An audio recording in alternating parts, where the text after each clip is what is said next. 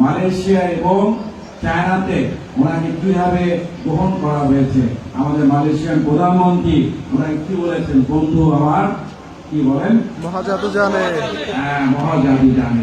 ওনার মহাজাদু ওই 2 নম্বরে দিত না, যেটা বিগত ফ্যাসিস্ট সরকার উন্নয়ন দেখা দিয়ে মেগা দুর্নীতি করেছে। কিন্তু আমাদের সরকার যে জাদু দেখাচ্ছে, তার নেতৃত্বের জাদু, তার সততার জাদু, তার দেশপ্রেমের জাদু, সেই জাদু দিয়েই আমাদেরকে সে আকৃষ্ট করছে, যাতে সবাই আমরা আন্তরিক হয়ে দেশ প্রেমে উদ্বুদ্ধ হয়ে বাংলাদেশকে নতুন ভাবে গড়ে তুলতে পারি। আসুন আমরা সবাই একসাথে বাংলাদেশ গড়ে তুলি। গর্ব কাজ, গর্ব দেশ, সবার আগে বাংলাদেশ। সবাই ভালো থাকেন, সুস্থ থাকেন। যেটা আমরা আমাদের সরকারের কথা, আমাদের দলের কথা এবং বাংলাদেশের কথা, যে আমরা মাদককে না বলবো এবং আমাদের দল ক্ষমতায় আসার মাত্রই আমাদের মাননীয় প্রধানমন্ত্রী এই মাদকের বিরুদ্ধে শুধু না, আমাদের সন্ত্রাস বলেন, চাঁদাবাজি বলেন, দুর্নীতির বিরুদ্ধে জিরো টলারেন্স ঘোষণা দিয়েছে, সেটা আপনারা সবাই অবগত আছেন। এবং শুধু ঘোষণা দিয়ে আমাদের সরকার বসে নেই, আমরা ইতিমধ্যে এই ব্যাপারে যারা জড়িত আছেন তাদের বিরুদ্ধে আইনানুগ ব্যবস্থা নেওয়া হয়েছে। এবং আপনারা আরো শুনেছেন যে এই জুয়ার ব্যাপারে, মাদকের ব্যাপারে খুব কঠিন আইন পাস হয়েছে। তো সত্যি কথা, এই আইন বলেন আর যত কিছু বলেন না কেন, সবকিছুর সবচেয়ে বড় প্রতিরোধ হলো ব্যক্তি। ব্যক্তি বলতে যেই পরিবারের অভিভাবক আছেন, সেই পরিবারের অভিভাবক এবং আমরা যারা বিভিন্ন জনপ্রতিনিধি আছি এবং আমাদের যারা সরকারি কর্মকর্তা যারা আছেন, তাদের সবাই মিলে যদি আমরা একত্রিতভাবে যদি কাজ না করি, তাহলে এই মাদকের এই অভিশাপ থেকে আমাদের সমাজ, আমাদের ছাত্র ভাই বোনেরা, সবচেয়ে বড় জিনিস দেশ কখনো মুক্তি পাবে। বিরাট অভিশাপ। এই অভিশাপ থেকে মুক্তি পেতে হলে আমাদের সবাইকে একত্রিতভাবে কাজ করতে হবে এবং সর্বোপরি এই মাদক যে কত ভয়ঙ্কর, এই মাদক যে আমাদের সমাজকে, আমাদের দেশকে ধ্বংসের দিকে এগিয়ে নিয়ে যাচ্ছে, সেটা আমাদের এই ছোট ছোট ভাই বোনরা যারা আছেন এবং আমাদের তরুণ যারা ভাই বোনরা আছেন তাদেরকে বুঝতে হবে এবং বোঝানোর দায়িত্ব বিভিন্ন আমাদের যারা আছেন, আমাদের মুরব্বীরা, বিভিন্ন এখানে এনজিওরা আছেন, স্কুলের শিক্ষক শিক্ষিকা আছেন, তাদের ভূমিকাও দিতে হবে। তাদেরকে ক্লাসে বিভিন্ন সময় এই মাদকের যে বিশাল ক্ষতিকারক জিনিস, এটা নিয়ে যদি আমরা কথা না বলি, আমরা যদি তাদেরকে বোঝাতে না পারি, অনেক সময় জীবনে হতাশা আছে। এই হতাশার কারণে অনেক সময় দেখা যায় যে ছাত্রছাত্রী ভাই বোনেরা মাদকে আসক্ত হয়ে যায়।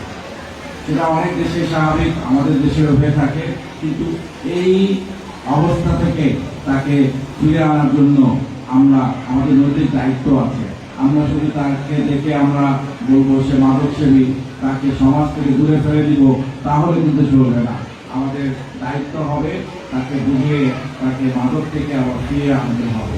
সর্বোপরি আমাদের ওভারঅল আমাদের এই পিরোজপুর জেলায় এবং আমাদের পিরোজপুর জেলায় বেশ কিছু থানা, বিশেষ করে আমার ভান্ডারিয়া, কাউখালী, নেসারাবাদ এবং মঠবাড়িয়া, ইটো বিগত দিনেও অনেকভাবে জড়িত আছে এই মাদকের ব্যবসা।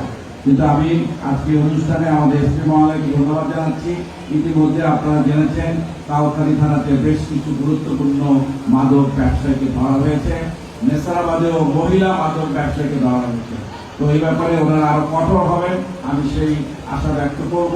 কারণ এখানে যারা আইন প্রয়োগকারী সংস্থা যারা আছেন তাদেরকে আরেকটি গুরুত্বপূর্ণ নির্দেশ, আপনারা যেই ব্যক্তি যে দলেরই হোক না কেন, আপনারা তাকে কোনো ছাড় দেবেন না। এ ব্যাপারে আমাদের দলেরও সিদ্ধান্ত আছে। আমাদের দলেরও যদি কেউ হয়ে থাকে, কোনো ছাড় নাই। এখানে আমরা সবাইকে একসাথে দেখব এবং মাদকে যারা জড়িত যারা আছেন তাদেরকে আজকে এই অনুষ্ঠানের মাধ্যমে আমরা শেষবারের মতো আমরা তাদেরকে ওয়ার্নিং দিয়ে যাচ্ছি যে আপনারা যারা এখনো এই ধরনের ব্যবসা নিয়োজিত আছেন তাদেরকে সাবধান করে দিচ্ছি, আপনারা এই ধরনের কার্যক্রম বন্ধ করুন, না হলে আমরা যথাযথ ব্যবস্থা নিব।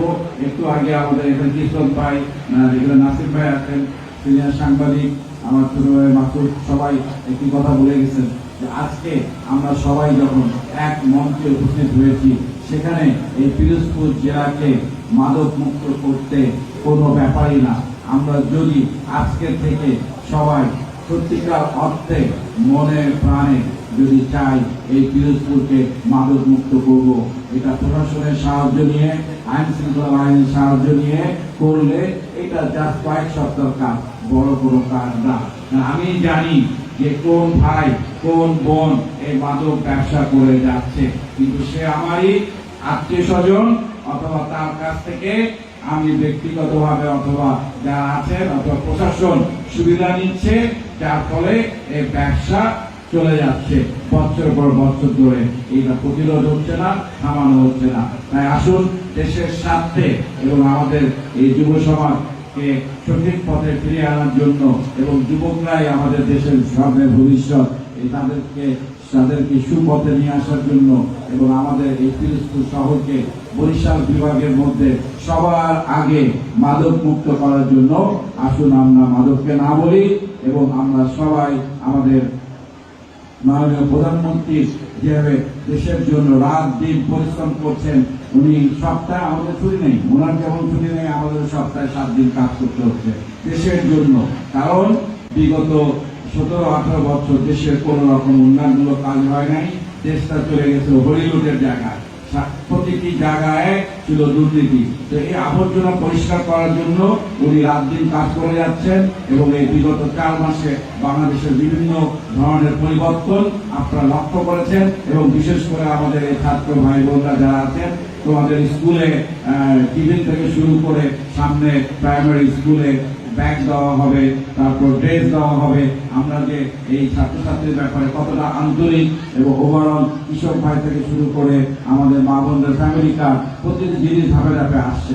তো ইনশাল্লাহ উনি যেভাবে কাজ করে যাচ্ছেন আপনারা ইতিমধ্যে দেখেছেন। গত 4 দিন উনি দেশের বাইরে ছিলেন, মালয়েশিয়া এবং চায়নাতে ওনাকে কিভাবে গ্রহণ করা হয়েছে।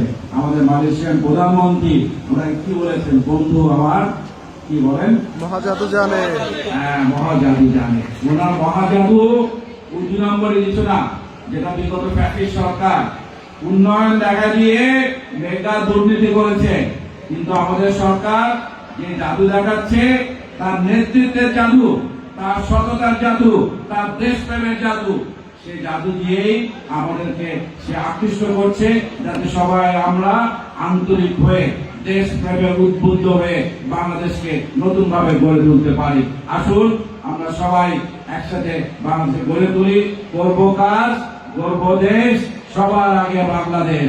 সবাই ভালো থাকেন, সুস্থ থাকেন।